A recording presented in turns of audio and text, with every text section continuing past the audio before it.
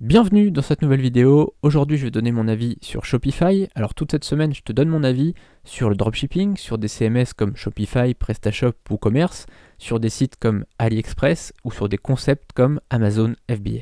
Alors toute cette semaine donc on va parler de tout ça et aujourd'hui je te donne mon avis sur Shopify. Alors d'abord, c'est quoi Shopify ? Shopify est un CMS, c'est-à-dire un logiciel de création de site internet spécialisé pour créer son site e-commerce.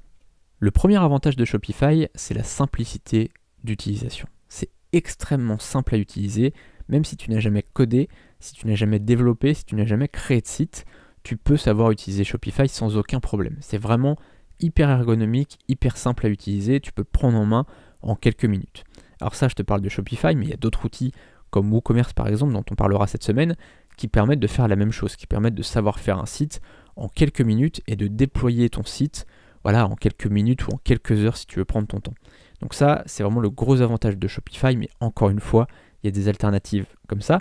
C'est pas le cas par exemple de PrestaShop, on en parlera cette semaine, mais PrestaShop, il faut savoir coder, il faut savoir mettre un peu la main dans le cambouis pour pouvoir utiliser PrestaShop. C'est pas le cas de Shopify, c'est pas le cas de WooCommerce, et donc c'est vraiment le gros avantage de ces outils-là.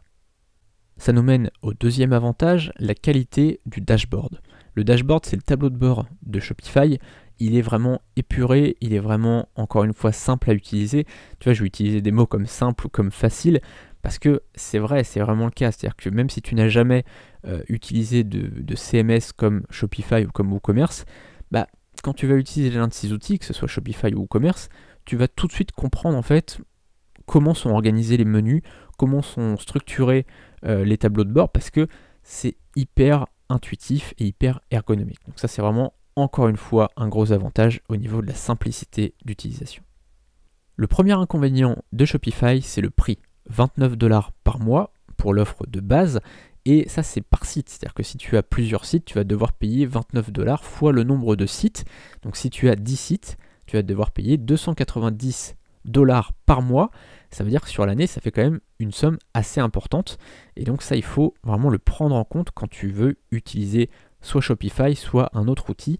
Tu vois, 29 $ par mois, ça compte. En plus de ça, tu as des commissions sur chaque vente. C'est-à-dire que là, pour l'offre à 29 $ par mois, tu vas avoir 2% de commission à chaque vente. C'est-à-dire qu'à chaque fois que tu vas faire une vente, si tu fais une vente à 100 €, tu auras 2 € de frais qui reviendront à Shopify. Donc ça, il faut vraiment le prendre en compte parce que, mine de rien, ça doit peser dans ton choix du CMS que tu vas utiliser. Ça nous mène au deuxième inconvénient de Shopify, les plugins à abonnement. Alors ça, c'est un vrai problème avec Shopify, c'est que non seulement tu as l'abonnement mensuel à 29 $ par mois, plus des commissions à chaque vente, mais en plus de ça, tu vas devoir acheter des plugins avec abonnement mensuel à chaque petite fonctionnalité supplémentaire. Et ça, le problème, c'est qu'il n'y a pas vraiment de plugin gratuit sur Shopify. C'est un vrai problème parce que la moindre petite fonctionnalité que tu veux en plus, tu vas devoir payer un abonnement tous les mois. Je te donne un exemple très simple. Dans ma formation WooCommerce, je te montre comment installer et configurer un plugin qui te permet de mettre une petite barre en haut de ton site pour dire plus que X € avant d'avoir la livraison gratuite. Et ça, ce plugin-là, il est assez génial parce qu'il te permet d'augmenter ton panier moyen, puisqu'il y a des gens qui vont acheter un produit juste pour avoir la livraison gratuite. Ça, c'est un plugin qui est gratuit. C'est-à-dire que dans la formation, je te dis le nom du plugin, alors là, je ne l'ai plus en tête, mais on voit ça dans la formation ensemble. Si ça t'intéresse, je t'ai mis le lien dans la description. Et donc, tu peux installer ce plugin totalement gratuitement. Il y a une offre premium, mais clairement que je ne te conseille pas d'acheter parce que il n'y a pas vraiment de fonctionnalités supplémentaires par rapport à ça. Mais sur Shopify, ce plugin-là, enfin c'est pas le même, tu vois, c'est pas le même développeur, mais c'est le plugin qui fait exactement la même chose. Sur Shopify, il est à 10 € par mois. 10 € par mois pour faire la même chose, alors que sur WooCommerce, c'est gratuit. Et ça, tu vois, c'est vraiment le modèle économique de Shopify qui est très différent de celui de WooCommerce. Sur WooCommerce, tu as des plugins payants, évidemment, tu as des très bons plugins payants, mais tu as aussi des plugins gratuits parce que tu as une communauté forte. Sur Shopify, le gros inconvénient, c'est que tu as un peu l'impression d'être pris pour une vache à lait à chaque fois sur le taux de commission à chaque vente, sur l'abonnement mensuel et sur les plugins à chaque fois qu'il faut racheter. Et c'est vrai que souvent, tu as quand même des plugins qui sont relativement chers. C'est-à-dire que tu as beaucoup de plugins qui sont à 29 € ou 29 $ par mois. Mine de rien, quand même, ça fait un budget. C'est-à-dire qu'au bout d'un moment, quand tu commences à avoir sur un seul site une dizaine de plugins à 29 € par mois, tu vois, ça fait un sacré budget. Donc tu vois, ça c'est aussi une chose que tu dois prendre en compte. Et j'en viens à mon troisième inconvénient de Shopify, qui est qu'il n'y a pas de communauté. Et ça c'est un vrai problème aussi. Tu vois, sur WooCommerce par exemple, ou même sur PrestaShop, il y a une vraie communauté derrière. C'est-à-dire que sur PrestaShop, il y a une communauté qui est quand même importante, puisque 5% des sites e-commerce dans le monde sont sur PrestaShop. Et sur WooCommerce, je crois que c'est 33% des sites e-commerce dans le monde qui sont sur WooCommerce. Donc tu vois un peu le ratio, c'est absolument énorme.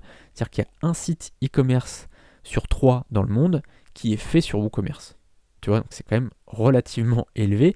Et donc, il y a énormément de développeurs qui travaillent sur WooCommerce parce que c'est un très bon moyen de se faire connaître. En fait, tu fais un plugin sur WooCommerce, tu fais un très bon plugin, non seulement tu sais qu'il va y avoir beaucoup de ventes, donc si tu fais une version gratuite, une version premium, tu sais qu'il y a beaucoup de gens qui vont passer sur la version premium à un moment donné, donc ça va te rapporter de l'argent. Et puis même si tu fais quelque chose de gratuit, tu sais que y a tellement une communauté importante que ça va te permettre de te faire remarquer, ça va te permettre de te faire connaître et de trouver comme ça des clients, de trouver des partenaires. Et donc c'est vrai qu'il y a une communauté comme ça sur WooCommerce qui est absolument énorme. Sur Shopify, c'est pas vraiment le cas. Shopify, c'est une société qui veut vraiment contrôler un peu tout. C'est-à-dire que la plupart des plugins sont faits par Shopify eux-mêmes, et même s'il y a certains développeurs qui créent des plugins pour Shopify, la plupart des plugins sont créés par Shopify eux-mêmes, et en général, ils mettent des tarifs assez élevés, puisque forcément, c'est eux-mêmes qui le font. Donc ils sont obligés en fait de mettre des prix quand même relativement élevés. Ça, c'est vraiment le gros inconvénient de Shopify, et puis il n'y a pas vraiment de communauté. C'est vraiment, tu vois, je suis pas en train de remettre en cause le modèle économique de Shopify, c'est juste par rapport à toi, c'est juste un choix à faire, mais c'est vrai que Shopify, du coup, c'est plus vraiment un business où tu dois investir tout le temps, plutôt qu'une communauté. Tu vois, c'est quand même deux choses différentes, c'est deux visions du business différentes. Après, il n'y a pas de bonnes choses ou de mauvaises choses, c'est à toi de voir par rapport à ton propre business, et aussi par rapport à ce que tu vas préférer comme outil. Tu peux utiliser les deux. Tu as une version d'essai sur Shopify qui est totalement gratuite pendant 14 jours, je crois. C'était 14 jours, en tout cas, ça n'a pas bougé, je pense. Tu as une version d'essai gratuite, tu vas pouvoir tester l'outil. Tu vas, je pense, l'aimer parce que c'est vraiment un bel outil. Après, c'est à toi de voir si tu as envie de lâcher comme ça pas mal de dizaines, voire de centaines d'euros tous les mois sur un outil. En tout cas, si tu n'as pas encore fait ton choix, attends un petit peu cette semaine puisque je vais te parler de PrestaShop et de WooCommerce. On se retrouve donc dans les prochaines vidéos. N'hésite pas à t'abonner à la chaîne pour ne rien louper et à cliquer sur la petite cloche donc pour être averti à chaque fois qu'il y a une nouvelle vidéo. Salut!